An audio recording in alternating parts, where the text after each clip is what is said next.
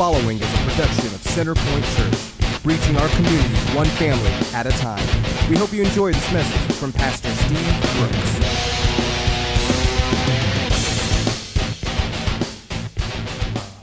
There's more on the other side. I was watching a thing a couple of nights ago about Christopher Columbus, and before I got bored and turned it, I learned a couple of things about him. And of course, we know that if you watch, if you know, of course, you know that he's the one that discovered America, right? Everybody knows that. Hopefully, everybody knows that. But and he, one of the things that that they talked about in this documentary, this thing that I was watching, was about how that his personality to have the desire for more than what he lived in already. That it was his personal drive when he first began trying to, everybody else thought that the world was just limited to where they lived, and that it was flat, and that you could actually sail off the edge of the world, and people thought that was it, where they lived, where they were, where they existed. They thought that was it. And Columbus just had this desire in his heart, and he just knew that there was something more. He knew that there was more to the world that he lived in than just what he had seen and what he had experienced to that point. And this thing that I watched talked about how that he just basically had to jump through all kinds of hoops to get the journey that he went on, the journey where he discovered America. He had all these different things that he tried to do in order to get it funded so that he could afford to make the journey that he needed to make. And he tried several different leaders, tried several different people who could make it happen and make that possible. None of them worked. None of them believed in what he was doing. But he had this will that would not be denied, because he knew in his heart that there was more to the world that he lived in. Now, imagine that. Imagine, I know it's hard for us to think, that way, but imagine you living in a world where you feel as though, the continent that you live on is it. There is no other. There is nothing else, and you look out in the ocean and you feel strongly that the world just ends as far as you can see. And, this guy says, no, I believe you can just keep going. I believe there's more out there. I believe, and I mean, I'm sure that everybody thought he was crazy. I think of the movie, not Bruce Almighty, but the other one, Evan Almighty, where, the story of Noah and the ark, and how people thought he was so crazy for building the ark. And then everybody made fun of him, and everybody put him down, and everybody, nobody understood what he understood. Nobody could put together the pieces that he could put together about what was going to happen, and so Columbus was that same way. There was something in him that told him there was more out there than what he had experienced. And so finally, he found a queen. I can't remember her name, but she believed in what he basically talked her into believing what he believed, and she funded the trip that he went on. She funded the trip to go, and of course he sailed off, and we know today that he ended up discovering America, and when he discovered America, he discovered, all of the treasures, all of the resources that were there. I mean, it was just right from the beginning. How many know from the beginning America's been blessed? You know what I mean?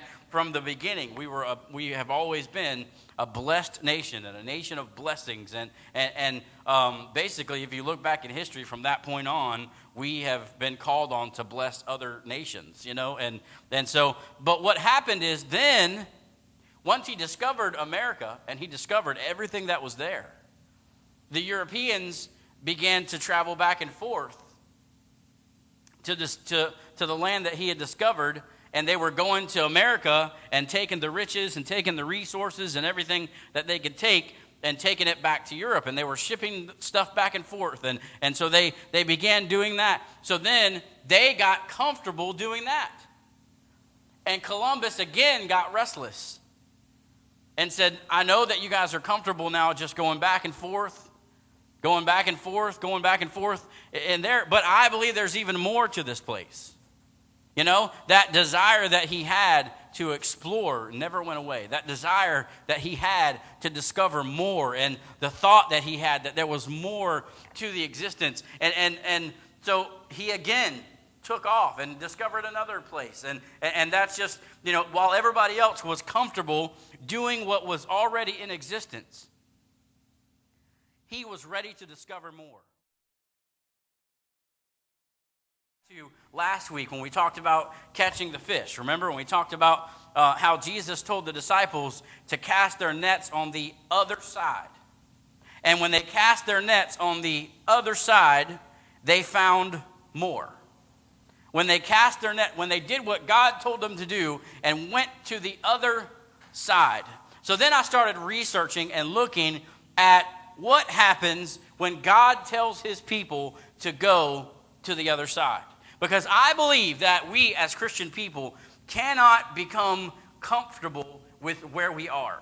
We can never get to the place to where we say, you know what, I've experienced enough. I went and I discovered a little bit, and now I'm just going to keep going back and forth and back and forth. I'm going to go to church, I'm going to get what I can get, and then I'm going to go back home, and I'm not going to discover I'm happy here, I'm comfortable here. This is where I want to be. We can never get to the point where we reach this plateau where we settle for average, where we settle for what we've already experienced. We settle for average church. We settle for average worship. We settle for average preaching. We settle for average prayer. We settle for average things. And this is good. This is what I've discovered to this point, and I'm comfortable with this. You see, a lot of churches today, all they want to do is make you feel comfortable. But you need to understand that serving God is not about always being comfortable. Serving God is about pushing yourself and realizing that, yes, this is great, but I believe there's more. Columbus, when he discovered America, he said, yes, this is great, and you guys are going back and forth, and that's awesome, and I'm glad you discovered that, and I'm glad that happened for you, but I believe there's more. I don't think this is it. And I don't know about you, but in my life, I believe there's more. I believe that my best days are ahead of me and not behind me. I believe that there are more things that God wants to do in my life than I've seen. I believe he wants to bless me with more. And I don't know about you, but I want our church services to become more than what they are, not just average. I want our worship services to be more than just average singing services, but that they would become more, that we would experience more of God when we sing and when we worship him. I want my messages to be giving you more and be used of God more. I want us, the Bible says in Matthew 5 and 6 that blessed are those who hunger and thirst after righteousness, for they shall be filled. That hunger and that thirst is something that should never ever go away in your life. It should be something that you always crave, something that you always want, something that you always desire is more. I want more of God. I want to go further in my relationship with God. I want to receive more from him than I have right now. I don't want to just stay where I'm at. And you see, Jesus, God, never will ever be a part of your life if you don't have the desire to go to the other side. If you don't have the desire to move forward. Matthew chapter 14, we're going to begin reading at verse number 22. It says, immediately Jesus made the disciples get into the boat and go on ahead of him to the other side. Say the other side. Look at the person on the other side and say the other side. While he dismissed the crowd, after he had dismissed them, He went up on a mountainside by himself to pray. Later that night, he was there alone, and the boat was already a considerable distance from land, buffeting by the waves because the wind was against it. So basically there was a storm happening, and the winds and the waves were blowing the boat around at night. Shortly before dawn, Jesus went out to them walking on the lake. When the disciples saw him walking on the lake, they were terrified. "It's a ghost," they said, and they cried out in fear. But Jesus immediately said to them, "Take courage, it is I, do not be afraid." "Lord, if it's you," Peter replied, "tell me to come to you on the water." And Jesus said, "Come." Then Peter got down out of the boat, walked on the water, and came toward Jesus. But when he saw the wind, he was afraid. Say afraid. You notice that's the second time that we've seen the word afraid. He was afraid, and he began to sink, cried out, "Lord, save me."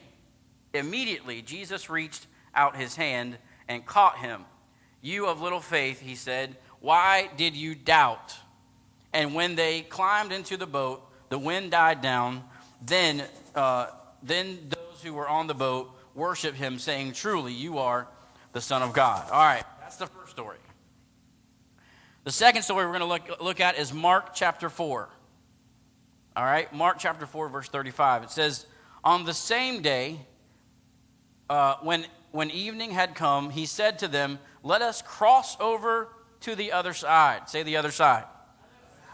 Look at the person on the other side and say the other side. Now when they had left the multitude, notice they left the group again. They took him along in the boat as he was, and other little boats were also with him. And a great windstorm arose, and the waves beat into the boat so that it was already filled. We're going to compare those two things and talk about what it takes to go to the other side and how important it is. And I want you to understand what I mean by going to the other side. You see, in both of these stories, and in the one where Jesus was helping them catch the fish, when Jesus got in the boat, he expected them to be going somewhere. In the story we talked about last week, the boat was at the dock, remember? The boat had been docked, and the disciples were done with it. They were finished fishing. They were through, and Jesus got in the boat. And immediately when Jesus got in the boat, they launched it out. It went somewhere. God is not into us going nowhere. God is not into us just being satisfied with where we are. If you are comfortable where you are and you haven't grown in your relationship with God in a while, and you're not praying more, and you're not seeking after more of God, and you're just staying right here because it makes you feel good and it makes you comfortable, God is ready to move you to the other side. Now here's the first thing I want to mention to you. To go to the other side, you have to leave the multitude. In both of these stories that we just read, there was a multitude of people there. And in one of them, Jesus sent the disciples off in the boat. And it says that he stayed and basically said goodbye to the multitude, to the group. In the other one, they left the multitude and went out in the boat, and Jesus went with them. They had to leave the multitude. You can't, listen, the Bible talks to us about, it says, many are called, but few are chosen. It talks about how that, there's a lot of people, in both of these stories, there were big groups of people who came and heard Jesus talk and listened to Jesus speak and saw miracles and saw things happen and witnessed great things. But when it came time to actually move forward in their relationship with God, this small group of people had to leave the multitude. They had to get away from the big group. The second thing about going to the other side is to go to the other side, we must simply obey God. We have to obey God. When Jesus put the disciples in the boat in the one story in Matthew, and he said, all right, I want you to go to the other side. They didn't question him. They just went. When Jesus talked to Peter, Simon Peter, about getting in the boat so they could go catch more fish, he said, come get in the boat. It was Simon Peter's boat. Even though this was Jesus, he was a man. You know, but Peter didn't say, who do you think you are getting in my boat? You know? That's my boat, dude. Who do you think you are? He didn't do that. He got it. He said, okay, I'm going to be obedient. I'll do what you want me to do. And the last story, when they all got in the boat together, he said, let's go. We're going to go to the other side. They obeyed him. You see, in all of those situations, a miracle took place. But in order for a miracle to take place in your life, you don't have to do anything miraculous yourself. You just got to obey God. If you obey God, miracles will happen in your life. The story of Jesus turning the water into wine. You guys remember that story? Some of y'all, that's your favorite story in the Bible. I won't tell you why. Some of you are like, yeah, I know that story. But in that story, you know what happened? He commanded people to go get vases and take them down to the river and fill them up with water. You remember that? And they filled them up with water and they carried them back. Now, it doesn't say at what point the water changed from water into wine. Doesn't say that. But at some point, between those guys dipping their vases in the water and carrying it back to the party, at some point, while they carried the vases, it changed from water into wine. Some people believe it happened instantly. Some people believe, you don't know. There's no way to know. It doesn't say how it happened. But those guys who carried the water, they didn't do it. All they did was obey God. You see, God's not looking for you to do miracles yourself. He's not looking for you to be all this great, miraculous person that can do all these great things. We turn Christians into Hollywood superstars. God never intended on us having these preachers and pastors and men that we idolize on TV, just like Hollywood superstars, but they're pastors. They're preachers. And we think, oh, they can do things that I can't do. Or when you look at the people in the Bible and we think, oh, they can do things that I can't do. God called those people to obey him. And if they obeyed him, whenever they obeyed him, when they obeyed him and got in the boat and went, it didn't matter what happened. Because they obeyed God, miraculous things happened in their life. So all you got to do is obey God. And if you obey God, simply obey him and move forward. He's just looking for somebody that'll say, you know what? I'll carry the pot. You know what, God? I'll do the ministry. You know what, God? I'll sacrifice a little. You know what, God? I'll obey. I'll give what I'm supposed to give. I'll do what I'm supposed to do. And I'll trust in you to meet the needs in my life. For more information about the ministry of Centerpoint Church and to discover how you can help support this exciting ministry, find us on Facebook at Centerpoint Church CPC. If you're in the Daytona Beach area, join us on Sunday at 11 a.m. at 825 Center Avenue in Holly Hill, Florida.